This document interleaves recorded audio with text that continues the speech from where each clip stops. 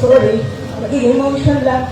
Dahil wag kami lang na ginaiwan natin sa gamana ko niya. Nag-aatubang kami left and right ng aso.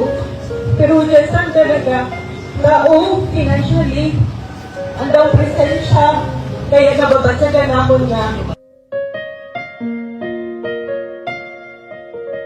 Ito ay hindi lang basta lupa para sa amin.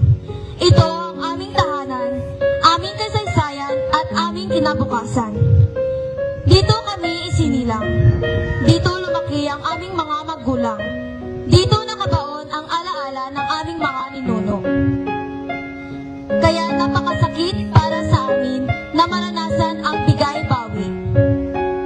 Noong una, ang lupang ito ay binigay sa amin sa pamamagitan ng CLOA. Iyon ay simbolo ng pagkilala sa aming karapatan bilang mga katutubo. Iyon ay pangako ng mga ati ng Boracay ay may lugar sa sariling lupang kanilang minana. Ngunit ngayon, ang pangakong iyon ay tila binabawi.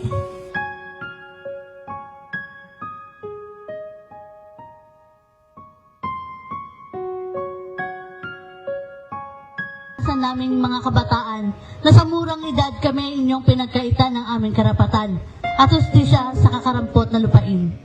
Hindi lamang lupa ang kinuha niyo sa amin, kundi buhay at pangarap naming mga kabataan at buong atin ng komunidad.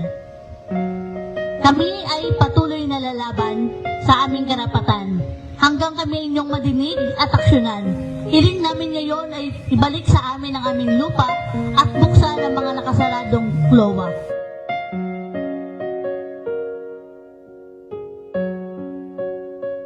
Digan para sa aming mga ati ng Boracay. Ang lupa ng aming pinaglalaban ay hindi lamang usapin ng titulo, kundi usapin ng aming dangal, kultura at kinabukasan.